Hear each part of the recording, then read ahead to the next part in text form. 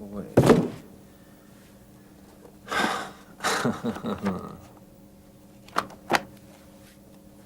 Throw away.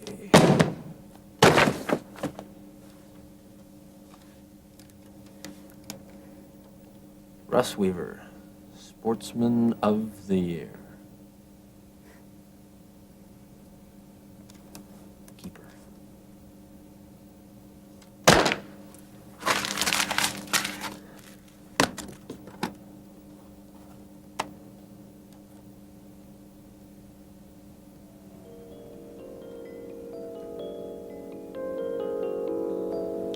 And when you're making love to Sheila, just think about the way that I used to touch you. And think about the things that only I gave you. Because you lost something of your own, Russ. And you're not going to get it back.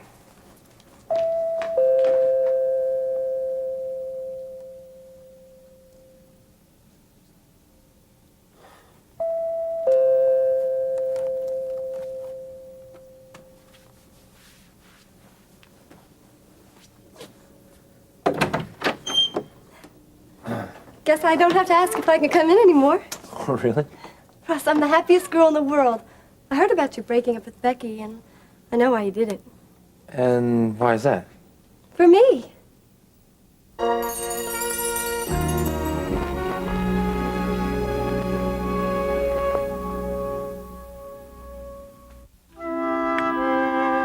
you driving me to work, or can I have the car? I'll drive you. I may need the car later. Oh, where are you going? Oh, no place definite. Oh, I see. Just in case a certain Mr. Kimball calls, you want to be ready. Well, they might have narrowed down the field and want to call me back for a second interview. I don't want you working in Chesterfield. All right, you can't say no to a job I haven't gotten yet. And going to that interview was sneaky, and you know it. Let go. No, I said let go. never.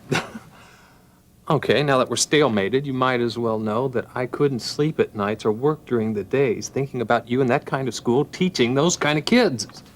You know what you are? Yeah, sore. No, you're a chauvinist.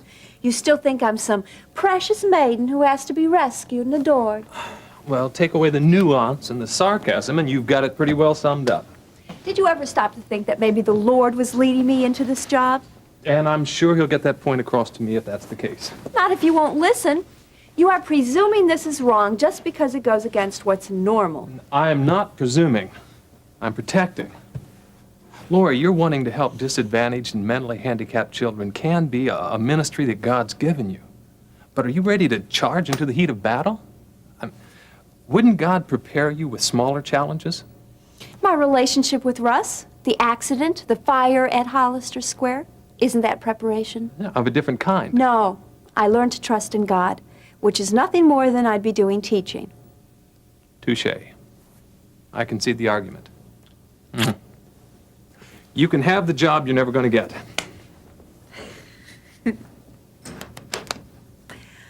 Well, it's you and me, Lord. No, sir, that never has happened to me. Huh? It's not funny at all. Well, the truck driver obviously mistook your land for a garbage dump. No, I didn't mean anything by that. Huh? Listen, I'll send someone over there this afternoon and clean it up. Excuse me? No, seagulls don't bite. Oh, God. Oh, hey, let me in on it. Hey, Marion, how you doing, lady? Fine. Whoa, you won't believe the complaint I just got. What'd you get there? Campaign posters. Oh, well, your dad's secretary said you'd be bringing those by. I'll take them out of your hand. Okay. Thank you very much. Aren't you even going to look them over? Not right now. As you can see, I'm up to my ears in work. My father certainly didn't waste any time in breaking you in. Breaking me in. It's a very polite way of putting it, lady. Do you like what you're doing?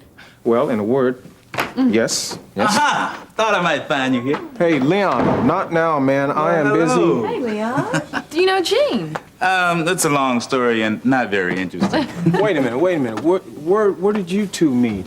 Don't tell me you bought a house from him. Hey, I don't like the way you said that. Well, when Dad was battling the zoning changes, Leon was a real estate consultant. You're impressed? They paid you to consult. Now, No, I volunteered. Oh, you did? Leon did a wonderful job. In fact, Dad offered him a position on the staff. Oh, I did. What's the matter, Gene? What's with you? I mean, the Prescotts know excellence when they see it. Oh, my goodness, Leon. Come on, Marianne, let's go someplace and catch up on old times. We can get some coffee in the lobby. Okay. All right. Easy. Bye-bye. All right. See you guys later. Hey, Leon. What do you want anyway, man? Just checking up on things, that's all. Trust me, Mr. Kirkerville hates everything. You tell him it's either that or ice water. Oh, and double check the medication records. We've got a new girl on and we have to be careful. Okay, bye-bye. Have you got time to be pestered? Only if it's business pestering. Hi, Gil. Hi, Miss Davison. We got a problem. Yeah, it's nothing major, but we need your input. Well, actually, we're here because it's air conditioned. I don't know how you do it out there. Well, we haven't been doing much this morning. Here, the good Mr. Lewis, your hospital supervisor, is already beginning to worry about the student nurses sneaking out at all hours of the night. Only Lester would think of that so far in advance. Well, he wants the windows to face the lake, you know, so the rooms won't be accessible to the undesirables. Yeah. Now, we can do it, but you got to okay this window design here, see? Because when the wintertime, when the wind blows off the lake, it would freeze the window shut. Actually, it's a fire hazard. Sounds complicated. Oh, no. I mean, all the windows have a trip latch, which I only know about. Watch it. Well, Jason, you get rid of the trip latch and you've got my okay. Oh, me and my big mouth, huh? This was really nice of you to come in here like that so I didn't have to go out to the site. Well, we aim to please. Right. Pure selflessness. Bye-bye, Miss. Get out of here. Goodbye, Gil. Well, another crisis averted. Yep. Let's see. I got time for 3 more until the day is done. Oh, expect the unexpected? Well, some crises are foreseeable, especially with Lester. Well, he's not causing problems other than the policing of the girls' dorms, is he? The Mason case. He's still demanding to know how and why Miriam overdosed. Any clues? Well, it's an unsettling feeling, Jason, knowing somebody's demanding a full report. You couldn't lose your job over this, could you, Terry? I would feel a lot safer if I could clear myself and my nursing staff. Hey, I don't want to burden you with this, too. Being burdened with your problems is my pleasure. And a relief knowing what you have to face all day. If you need any help ferreting out those clues, just remember that I'm as brilliant a spy as I am a commissioner. No, it's your humility I need. Seriously, I'd hardly look forward to working on this project without you around.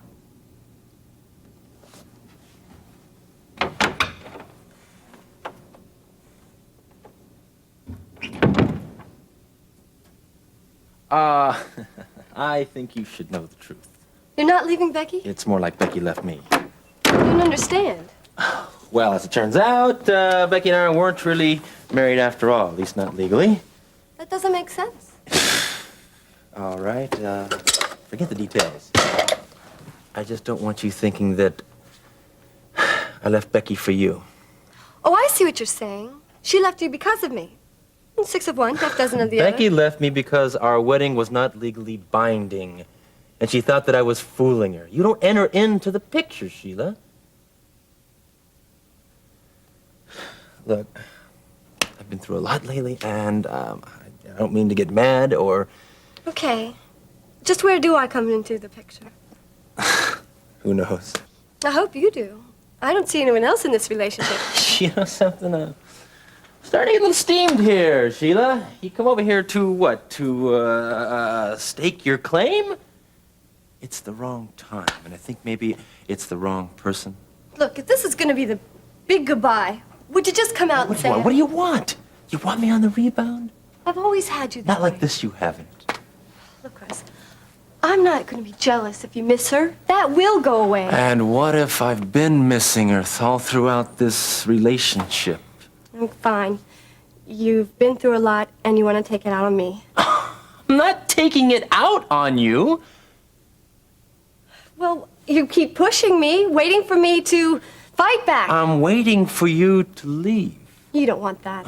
Would you please just leave your freshman psych at school? I know what I want. You want me. Becky's gone, and you're trying to hurt yourself by denying the only person you have left. I'm giving someone the dump, and I'm getting analysis? Look, Russ, I'm not going to give you the disfavor of storming out and leaving. Well, maybe I better come a little closer to the truth then, huh, Sheila? Maybe I've been hanging on to you because I was so lonely. Becky's gone. You needed someone. I knew that before I even introduced I needed myself. Becky. No one could replace her. Maybe no one ever will. You sure didn't come close. Stop it. You weren't a comforter, Sheila. You weren't a lover. Not the other woman, not a girl in my life. You were a pet. You were cute like a pet, and you made me laugh like one. You did what all pets do. You killed my boredom. Becky may have been beautiful and talented. But you know, I never realized how smart she was, too.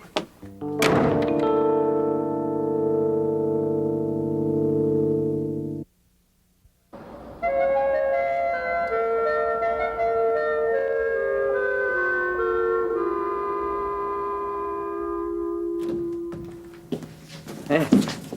Gil, you're back. Right, you're... Vicky Lane. Vicky, right. Yeah, I've got some papers I need to be rubber stamped. Can you... Oh, sure thing. Here, I can do that for you. Great, thank you. Hi, Vicky. So how have you been? Busy. Yeah? I bet you lead quite an active life. Well, nonstop. Matter of fact, we just got done with lunch and played racquetball with Peter here. I bet you beat the socks off of him. Oh, I wouldn't say that. But what was the score?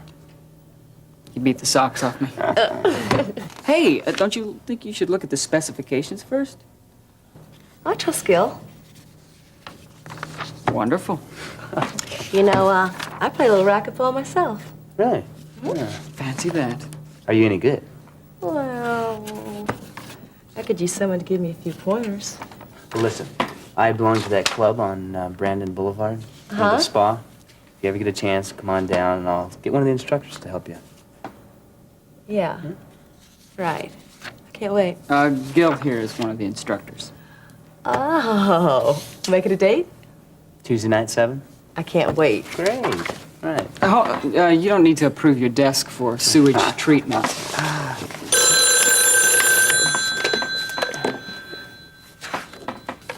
Office Planning and Development.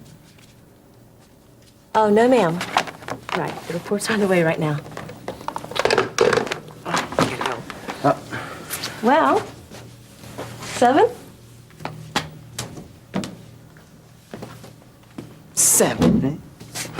That's the number of times I've asked her out. Well, see what a good game of racquetball does for you.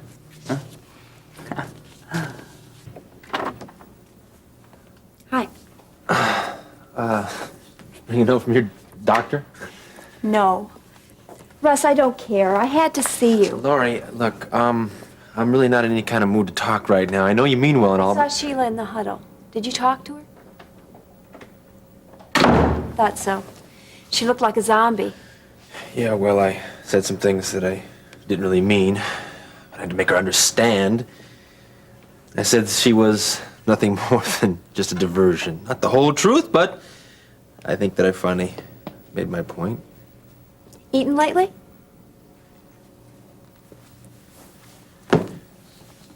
Did Becky see you before she left? Yes. Russ, I told her I disagreed with everything she was doing. I want to see the two of you together. You belong together. You keeping this? I don't know. You decide. I wouldn't think any less of you if you let it out. What are you talking about? I didn't cry for Becky. Not Sheila. Why treat you?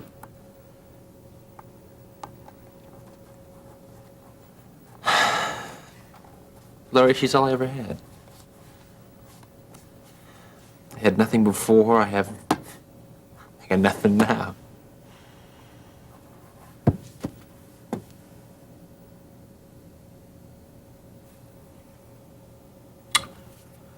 I don't think that I, even made a reflection in the mirror until I met her.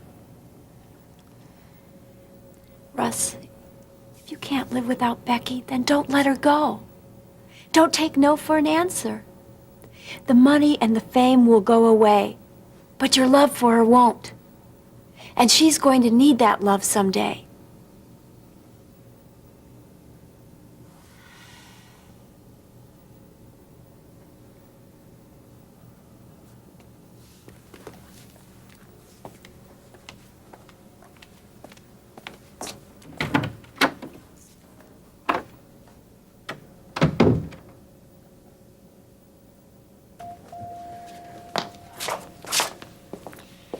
Well, they do it all with lasers now. They do everything with lasers nowadays. Nurse, I'm on break. If anybody needs me, I'm in the cafeteria. And I'm the doctor on call after he eats the cafeteria food. That's true. You tell me where I might find Dr. Ben Martin? I'm Dr. Martin. Oh, how convenient. Merry Christmas in June. What is this? No hints. How about Dr. Alex Greeley? That's me. Oh, fantastic. 4 down and none to go. Oh, great. Ben, what is this? Carpenter suing the hospital for negligence. And you're invited. We said there were 4 of these. Who else got these? This is terrible. Wait till Lester hears about this. Did he get the 4th summons? I haven't seen him yet. What are we going to do? Oh, Terry, hospitals get sued every day. We're no exception. We have no defense. Yet. Ben, I have looked into this. There's not a thing we can prove. Terry, we'll find out who's at fault. I know who's at fault. I'm talking about evidence. I was just choking down a ham and cheese sandwich, and look what I was served for dessert. Go easy, Lester. Look, we've been taken into court before. Yes, but this could be the first time we lost. I thought I asked you to take care of this. She's doing what she can. Please, let Terry speak for herself. Mr. Lewis, I've questioned everyone on the staff the night of Mrs. Mason's overdose. All we know is that visitor records weren't kept. Oh, a minor oversight. You could prove negligence on that fact alone. Lester, it's not Terry's fault. She is in charge. The responsibility falls on her. Now, I want a full report just as soon as possible. Oh, and if anybody knows a good lawyer, I'm open to suggestions.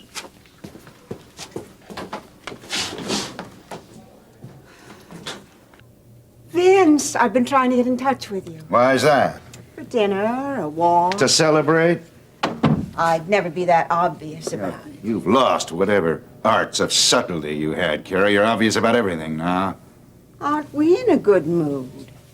Care for a drink? I'm going to make this short and painless, Carrie. You have single-handedly ruined the marriage of 2 of the dearest people in my life. Even I can't accept so large a compliment. Russ's impatience and Becky's selfishness were always helping me along the way. Typical hurdles of young lovers. Time would have conquered them. Vince, it's over and past. There's no Now, look, need I have to no get interest moved. in resurrecting a dead issue. The present is very much on my mind. Starting now, I never want to see you again.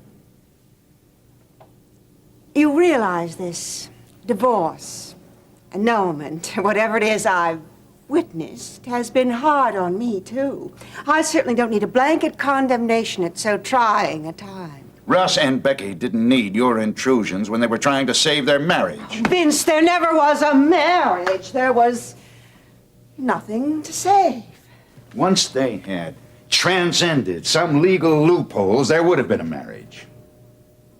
Then why aren't they marching hand in hand to the courthouse right now to make it legal? Because you played them one against the other. You led Becky to believe that Russ knew about it all along.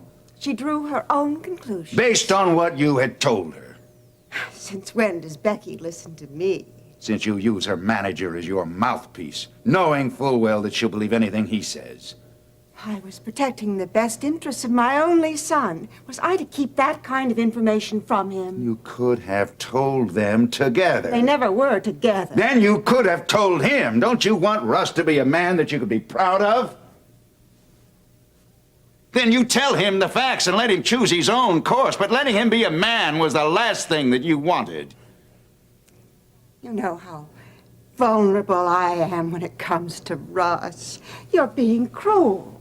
Compared to you, I don't know the meaning of the word.